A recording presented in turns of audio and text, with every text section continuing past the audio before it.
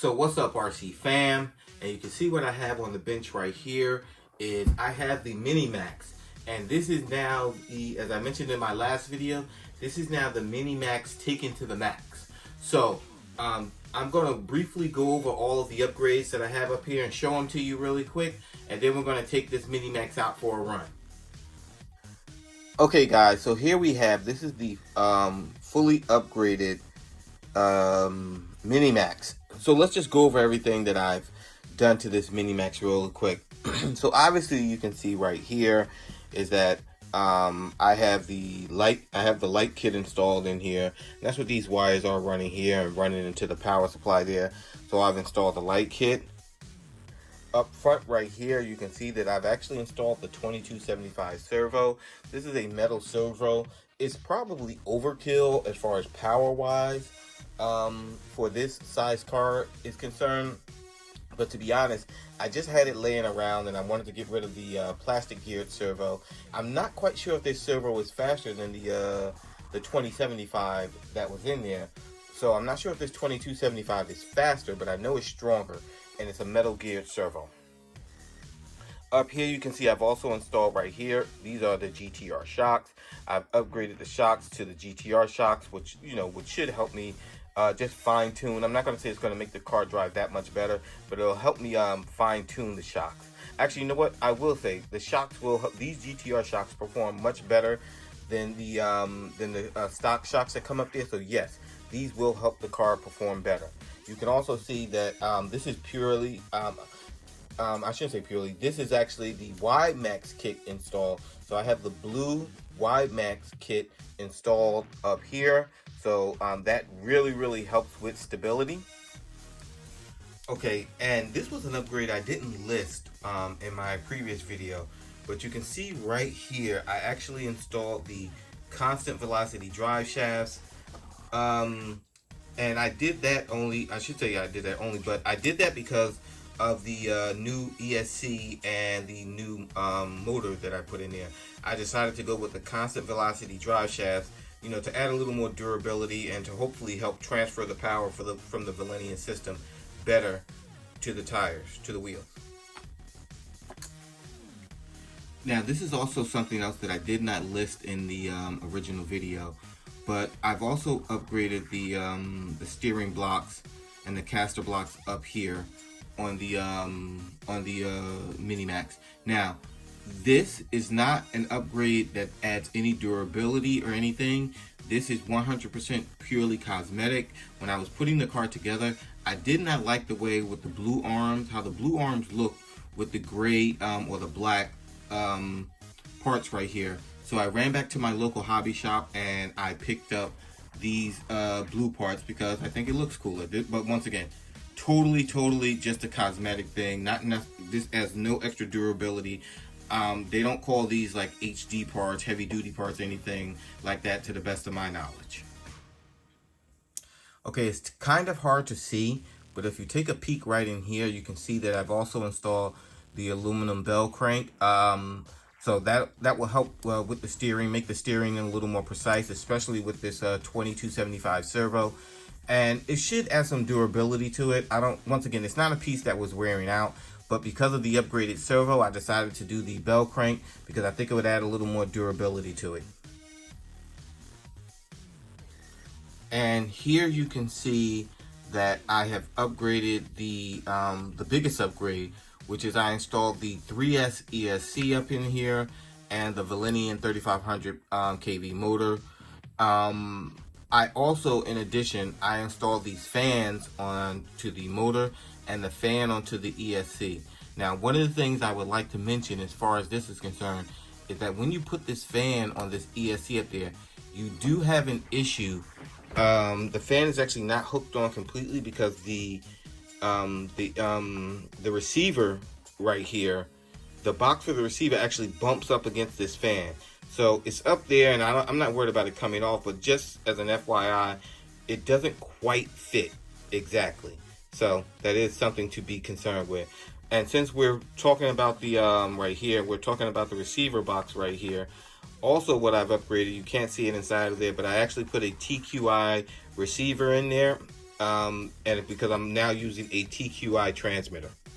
And finally, it's listed underneath here. Once again, it's a piece you cannot see, but underneath here, in the drive shaft right in here, I actually had to install the aluminum drive shaft, which is in there, which goes along with the center diff that is installed in the back here. Once again, you cannot see the center diff, but I have the center diff upgrade along with the pinion that goes along the differential pinion that you have in order to install the center diff upgrade.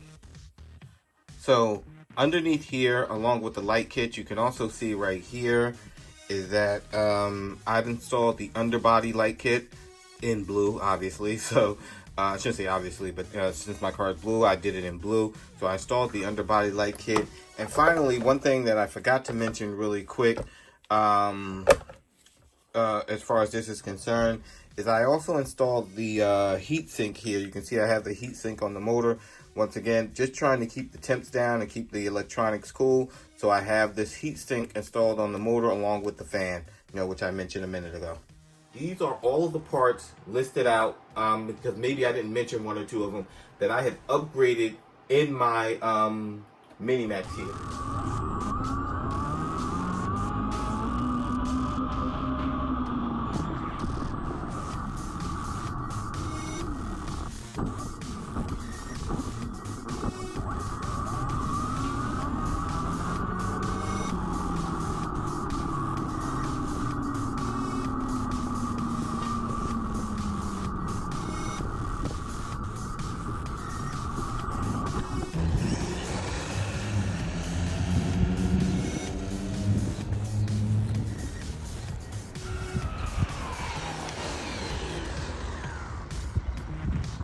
That was almost full throttle.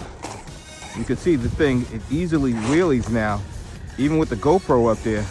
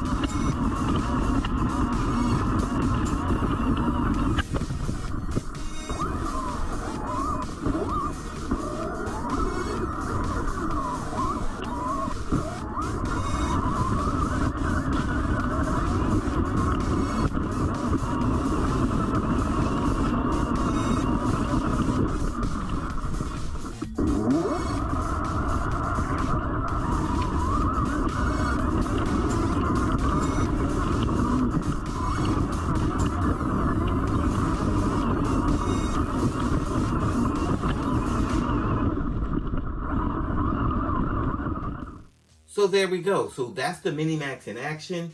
And you can see by my video, I topped out at about 50 miles an hour. I think it was actually 48 or 49. But I topped out at about 50 miles an hour, just round up. And to be honest, I think the car could have gone a lot faster for two reasons. First of all, the number one and the biggest reason is I actually had a GoPro mounted on top of here. And a GoPro mounted on top of a Mini MAXX is a significant amount of weight. So I think that did contribute to the car not reaching above that 50 plus miles an hour. I know some people have pushed this thing at higher than 55. I think I could have easily reached 55 if I didn't have the GoPro up there. And also, and I want to apologize for the video in that it was shaking a little. And the reason it was shaking, I was using a different mounting system for my GoPro. And I didn't realize it until I got out there and I actually started pushing the car hard that I had the GoPro mounted on the back here. And with the way I had the GoPro mounted on the back here, it actually didn't allow the clips to clip in all the way. So that's why you were getting that shaking in the back, because it wasn't actually clipped on here. But I mean, I figured out a new way around that. In my next video, I shouldn't have that problem. But The Mini MAXX, like I said, topped out at about 50 miles an hour. I think I could have probably reached at least 55 and maybe 60 without the GoPro on there. Now, what do I think about this? And what do I think with everything that I've done? First of all, understanding the price. Doing all of these upgrades will significantly increase the price of your Mini MAXX. I'm not going to talk about the total price of the upgrades. Anybody who wants to figure it out, they can do it. All my upgrades are listed, and so I'll show you all of my upgrades. But you can go figure out how much this costs. It really does increase the price significantly of your Mini MAXX. But in my opinion, this is how the Mini MAXX should have come originally. Well, you know what? Let me rephrase that.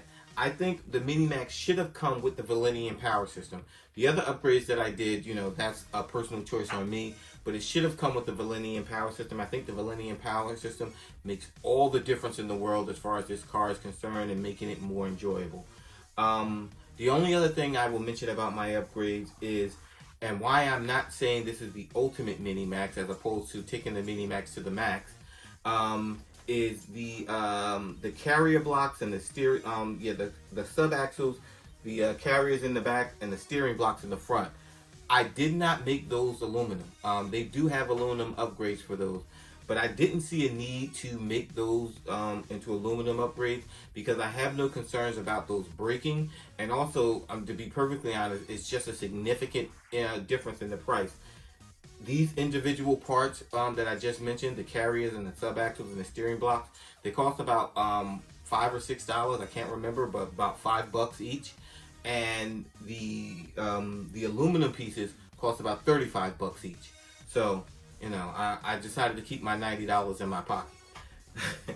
Oh, and the only other upgrade that I didn't mention that I did do is I actually put the wheelie bar on in the back. But in my opinion, I think now this car is, in my opinion, is just about perfect. Maybe I'll come out with something else that I'll upgrade later, but the speed is great. The handling with the WiMAXX makes the car so much more stable. Anybody, if you can do an upgrade and you choose to do an upgrade, even if you're just running your car still on the BLS 2S system, do the WiMAXX upgrade. I would highly recommend it. It just makes your car so much more stable, so much easier to handle. But this is now my Mini MAXX taken to the max. I'm gonna get out there. I'm gonna take this Mini MAXX to the max, and I'm gonna see if I can do what I always do: break something. This is Yankee RC saying, get out there and break something.